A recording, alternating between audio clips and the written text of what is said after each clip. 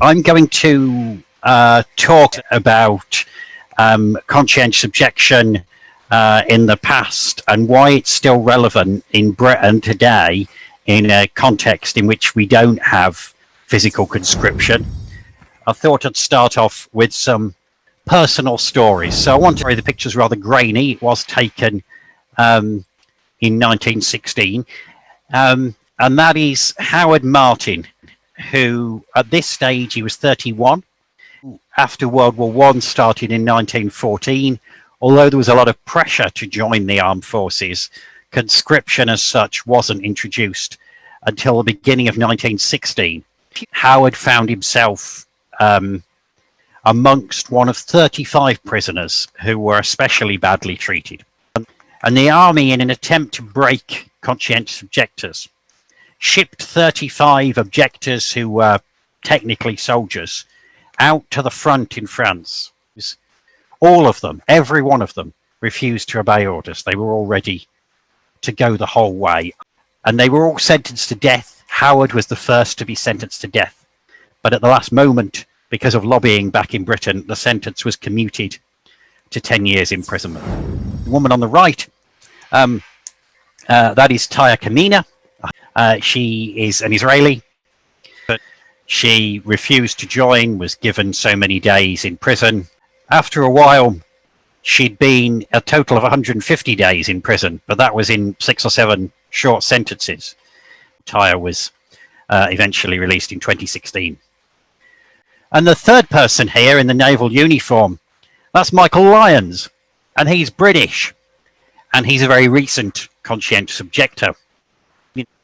Having been in the Navy a few years, found that he could no longer conscientiously support the war in Afghanistan. And in 2010, he applied discharge as a conscientious objector. He went through all the procedures properly, and at every level he was turned down, and eventually he went to the final level, the Advisory Committee on Conscientious Objection. Mike went there and was turned down. The Navy did not want to discharge him for fear that other members of the armed forces would learn of their right to conscientious objection and would apply for discharge. Mike was then ordered to pick up a rifle and participate in target practice, and he refused. And he was arrested and charged with disobeying a legal order. Lois Bibbings, and as Karen said, I'm Professor of Law, Gender and History at the University of Bristol. And I'm going to be talking first of all about the national picture. So when the First World War started, we had by this stage a tradition of about a century of a professional army supplemented by volunteers when needed. And this was a really strong tradition, such that when the war was declared, the idea of conscription was incredibly unpopular. How were COs viewed and treated? A few images here at the top of the screen. We have maybe the more stereotypical images from Union Jack magazine, that kind of idea of cowardice, pinning a white feather on a man not in uniform, a conscious objector. At the bottom, we have very different ideas about how objectors were seen. The image there from Micklewright is the kind of objector in prison looking at the socialist idea, so an idealized form of manliness, and the objector as heroic. And really important to acknowledge that COs had their supporters, had wars. After the war, some conscious objectors thrived, and some found themselves rejected by sometimes parts of their family and their community and found it hard to obtain jobs. It's where I live. I got into this because there was a project in Dorchester to commemorate the end of the war in 1918, and Dorchester was a major military base. And it struck me that it would be nice to actually look at conscientious objectors as part of the project to commemorate the end of the war. So I got involved in a group that was doing that, and I only found one CO from Dorchester. So I then widened out the research. So conscientious objectors in World War I, it was freedom of thought, conscience or religion, very wide base. These are just a few statements from some of the Dorset COs in Methodist. All human life is sacred. And J. Watts said, "I cannot take part in the destruction of human life." Very, very powerful. One of the difficulties with researching COs is that all the records from the military service tribunals were destroyed in 1921 by order of the government, apart from 2. So we don't have the military service tribunal records. I got this information from going through the local newspaper. I went through every single edition. These are just some facts about the end of the war and the end of conscription, and tried to see how Dorset compared with the rest of the country. I think it was March 43.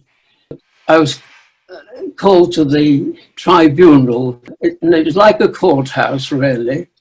And the judge happened to be Judge Burgess, who you probably don't know anything about, but some people call him the hanging judge, because, of course, hanging was occurring at that time, and he had a pretty, not a very good reputation, obviously very strict. And before going, I was a little bit concerned of what, how he was going to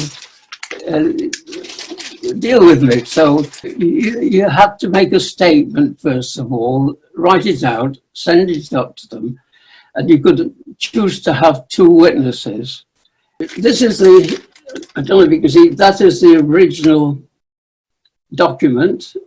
And I'll just read a little bit of the statement that I made at that time. And this was it, in 1943, just an excerpt. Believing as I do that there is something of God in every man, and being convinced that Christ's teaching of love exemplified in his life is the only true way of life, I feel that I cannot take part in the prosecution of war. I endeavour to serve the community to the best of my ability, but I claim the right to act according to the dictates of my conscience. I apply to be registered unconditionally in the Register of Conscientious Objectors. This is the only registration that I can conscientiously accept, for I feel impelled to make my protest against conscription in all its forms as being a violation of true liberty. I am a non-fiction writer. It's been my day job for at least 40 years or more. I'm writing non-fiction books for children and for adults, but it so turned out that I seem to write an awful lot about war.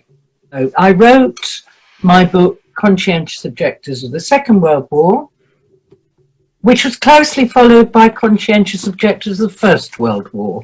What I noticed increasingly was that we write, understandably, an awful lot about people's experiences during war. There is very little written about those who took a courageous stand, not, as the Peace Pledge Union would say, to swim with the tide, but for reasons of conscience, to refuse to kill. Focusing it, I decided that really I would like to write about conscientious objectors. On the 2nd of March, 1916, all eligible men actually became part, they were conscripted straight into the army. And that is actually quite significant, I think, because that's what conscientious objectors had to fight. They were already within the military. This did not happen in the Second World War. In the Act, there was what became known as the Conscience Clause. Okay.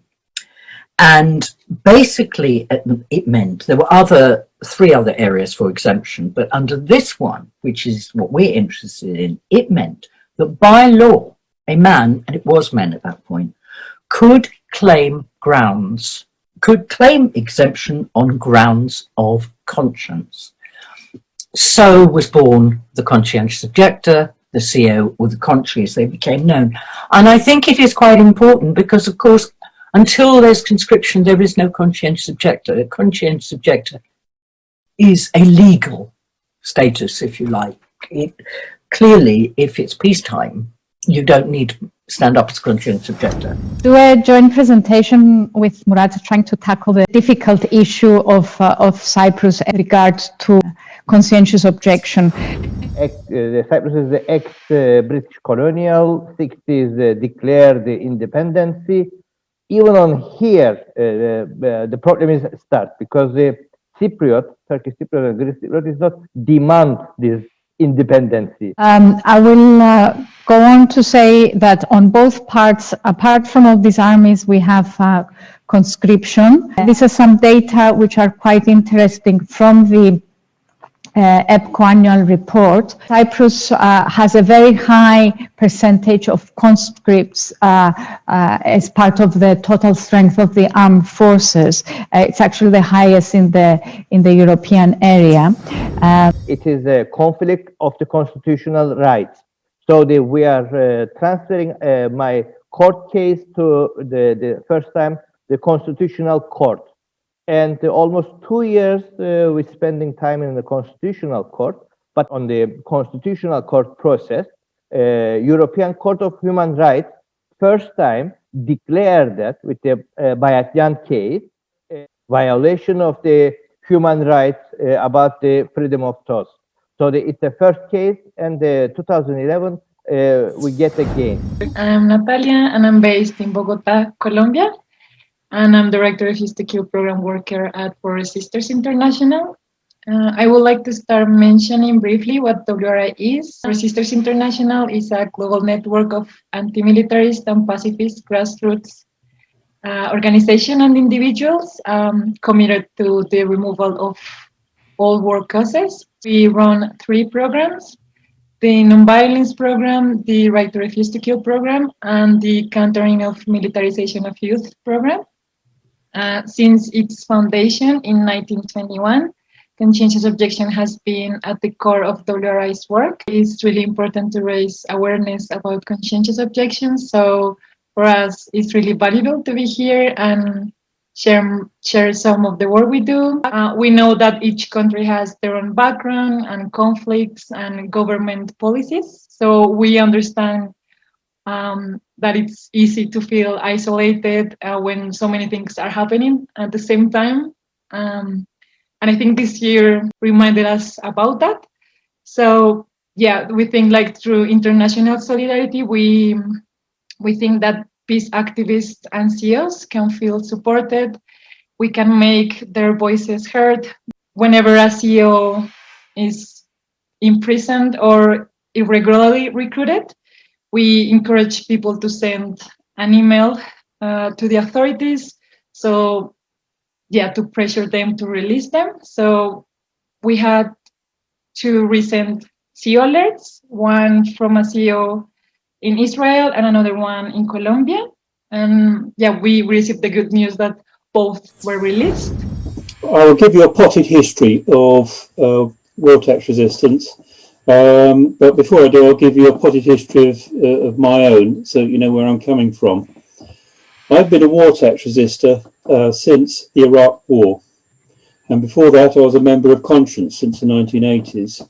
And I've been thinking about whether I should withhold taxes. But when 2 million of us marched in London to try and stop the Iraq War, well, that was the last straw for me. And I said, I'm not paying them anymore. So I got in touch with Conscience, and Conscience are very helpful. And they also put me in touch with other war tax resistors. He decided to challenge the government to a judicial review, to challenge the law on being made to pay for war. We called ourselves the Peace Tax 7. In 1979, Stanley Keble brought his concern about having to pay for war through his taxes to Quakers in Britain. They supported Stanley in founding the Peace Tax campaign, which was later renamed Conscience. There have been many war tax resistors in Britain since then. Some have been thrown in prison, often they've been fined and had goods seized by bailiffs. Latterly, the government had learned not to draw attention to the issue by jailing COs, and these days HMRC are reluctant to seize property. Grew up as a Quaker, a US American Quaker near Philadelphia in Pennsylvania. So I grew up as a child, knowing that Quakers rejected war and violence and were committed to finding more creative and nonviolent ways of dealing with conflict. Fast forward to the late 1970s, the early 1980s. I've moved to London. I've become involved with Quakers here, and with the newly reviving peace movement, which at that point was basically an anti-nuclear movement. This is the time of the UK deciding to acquire Trident, and the US deciding to base its ground-launched cruise missiles here in the country I was living in at Greenham and Molesworth. I took exception to that. And I got involved with Quaker campaigns and other campaigns against those developments. Conscientious objection really does still lie very close to the heart of the Quaker understanding of what our testimony, our witness to peace is all about. The rejection of violence, the rejection of outward weapons, not just using them ourselves, but paying other people to use them on our behalf, is the alternative service to which we would want the military portion of our taxes put. So the seed of the concern is still there among friends, and probably still there dormant in the Quaker structures and active among a few individuals and a few meetings. And who knows where and when it might flower again. I'm Monica Frisch. I've been a member of Conscience since the end of 1983. I've served on the executive committee in various roles since 1991. I'm going to talk about campaigning for conscientious objection to military taxation in the UK. Conscience stems from other campaigns, earlier campaigns, going back many centuries, as Robin explained. And when we were formed by Stanley Keeble in 1979, our name was the Peace Tax Campaign. And in 1990, we became Conscience, the Peace Tax Campaign. Here's some of the early literature with the old name, the old logo. Here's some of our newsletters. The ones on the left are from 1993, 1994. Campaigning takes many forms. Our key objective to achieve the legal right of those with a conscientious objection to war to have the entire military part of their taxes spent on peace building obviously requires legislation, and activities in Parliament are inevitable a focus for much of our activities. But awareness raising is essential. So we've produced a whole variety of leaflets. Here are some examples. We have commissioned reports to explore the arguments further. So we've looked at the Human Rights Act. We've looked at the workings of the Minister for Peace and Disarmament. Working with MPs and influencing decision makers has clearly been terribly important right from the start. And indeed, one of the ongoing activities at the beginning was recruiting sympathetic MPs. And we did this by getting our members to lobby their MPs. And by 1999, we had 86 supportive MPs. There was one Conservative, some Liberal Democrats, some from Plaid Cymru and some from the Scottish National Party, and 16 members of the European Parliament. We've also had supporting lords and bishops at various times. We've used our supportive MPs in many ways, questions in Parliament, early day motions. Then there's actual legislation. In 1981, when Alex Lyon MP tried to amend the finance bill, unsuccessfully obviously, and on 3 occasions since then, we have found MPs to propose peace tax legislation with different titles and approaches to the top issue. John MacDonald introduced the military expenditure (conscientious objection) bill, that leave be given to bring in a bill to give taxpayers the right to direct that portion of their income tax which would otherwise be spent on military purposes to a fund for international aid. And the same bill was read the first time and ordered to be read a second time, and again it wasn't. We shall have another go again soon. I have not said much about local campaigning, but conscience members across the country have leafleted local events, organised meetings, raised their concerns at their Quaker meetings or at their churches, as well as supporting the campaign and many other peace activities.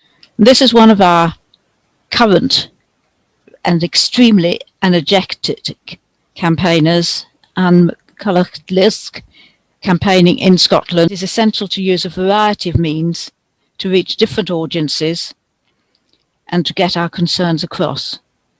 Without information, people, including legislators, will not understand the issues. So we're currently running an education programme to put together fact sheets to explain the issues. Without understanding, people, especially legislators, will not be inclined to get involved, to make changes and to take action. So we continue. We continue campaigning for the right to pay taxes for peace, not war. Brighton bomb was seen as the sort of most notorious terrorist attack because the British government were nearly all killed. My father was one of the 5 people who were killed in that bomb, and I was 27, and I did not grow up thinking that my father would be at risk of being killed by the IRA. As a teenager, sometimes I couldn't get to school in London, there were bomb scares, but it was just something that happened. And I did live in peacetime, unlike many people who I know in Northern Ireland. It took us about 10 hours to get the news they found my dad's body and that my stepmother was injured. And I didn't just lose my father in that bomb, who he was a Tory MP, and I had a very different lifestyle to the one that perhaps he thought that I was going to have. I just spent 2 years meditating in the Himalayas and very much believing in inner peace. But we were really, really good friends, and he was very understanding of my position on life. And I absolutely adored him. He was a very, very good man. So I didn't just lose him, but I also lost the me that felt like meditation was the answer to great peace, because I felt I was part of a war straight away. It's like my heart was open to the reality of war and violent conflict, and I couldn't go back to the person that I had been. So 2 days later, I went to a church in London, St. James's Church. At that time was very much as a beacon of light.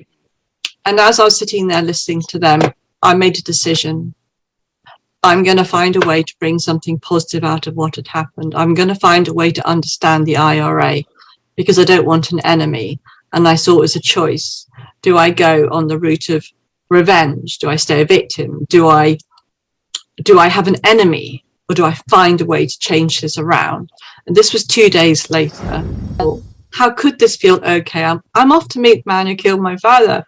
I'm there on my own. I'm on the ferry between Holyhead and Dublin. And there's no one there. There's just me with all my thoughts in my head, terrified. How would I feel like sitting with him? Would I regret it? And then I heard the knock on the door, and in walked Patrick McGee. And I remember I got up and I shook his hand and said, "Thank you for coming." And he said, "Oh, no, thank you for inviting me." Yeah. So we went into our own room at the back of the house, and this is like a little conservatory with a sofa.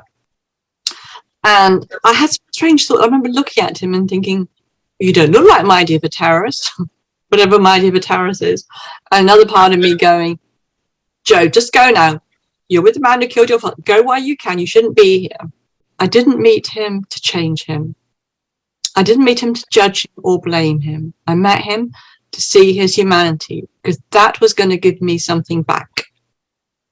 And I shared my poem to him, and I think that was part of him changing, because there's a line in the poem about, "I acknowledge your struggle, and I'm sorry for the part that my community played." And I think I reached a point of realizing that he was someone who he cared for his community. That's why he joined violence. Now, I'm always going to be true to non-violence, but I could see that for him to choose violence was a response to the suffering that he saw in his community. And it's because he cared. He wanted to protect the people that he loved. And I could understand that. But he was justifying killing my father, and that was difficult also emotionally to hear, because for me, the Brighton one still affects my life. You know, I'm still healing. Things like that, you know, aren't just easy to get over. So I'm going to go now. And that's when he stopped talking and he rubbed his eye and he said, I don't know anymore who I am. Can I hear your pain and your anger? I've never met anyone so open and so much dignity as you. And I remember that part of me wanted to leave the room as quickly as possible because this was really scary. Because I knew he'd changed. He'd taken off his political hat and he'd stopped justifying. But a bigger part of me welcomed it. Welcomed it because I could see this was a new conversation. And I can see that for him, he's now seeing my dad as a human being. And that when he planted that bomb, he wouldn't have seen anyone in that building. It was just a strategy. And that is the nature of violence.